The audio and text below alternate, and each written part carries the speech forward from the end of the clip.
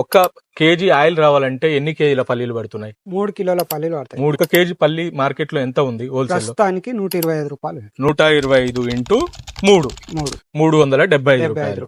3 కేజీల పల్లీలు పడితే ఒక లీటర్ ఆయిల్ వస్తుంది. ఇది తయారు చేసినందుకు ఎంత ఖర్చు అవుతుంది? లీటర్ కి 50 రూపాయలు. ఒక బాటిల్ ఒక బాటిల్ కి 30 నుంచి 35 రూపాయలు. ఓవరాల్ గా ఒక 4 నుండి 450 రూపాయలు ఖర్చు అవుతుంది. ఒక 50 రూపాయలు చూసుకొని మీకు కస్టమర్ కి ఇస్తారు. 150 రూపాయలు ఖర్చు అయితే 500 రూపాయలకి ఇస్తున్నారు. మార్కెట్ లో 150 రూపాయలకు దొరుకుతుంది. సో ఎట్లా సాధ్యమవుతుంది? ఆ డౌట్ బాగా అందరికి ఉంది, దాని గురించి చెప్పండి.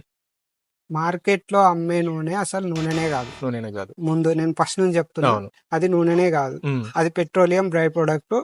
రెండోది చికెన్ వేస్ట్. చికెన్ వేస్ట్ ఉంటది కదండి, మన దగ్గర చాలా చికెన్ సెంటర్లు ఉన్నాయి. చికెన్ వేస్ట్ అది రాత్రి కాగానే ఒక బులెరో వాహనం వస్తుంది, అదంతా తీసుకొని ఒక పెద్ద బాయిలర్ లో వేసి దాన్ని నూనె తీసి, జంతువుల వేస్ట్ నూనె తీసి ఇది కలుపుతారు, అందులో మిక్సింగ్ చేస్తారు. కంపెనీ వాడు ఇచ్చేటప్పుడు మంచిదే ఇవ్వచ్చు, కానీ మధ్యలో బ్రోకర్లు దీన్ని మీరు ఆ వీడియోలలో కూడా చూసుంటారు, మధ్యలో బ్రోకర్లే దీన్ని ఖరాబ్ చేస్తున్నారు. ఇంకోటి కంపెనీ వానికి వచ్చేది కూడా అంత తక్కువ రాదు.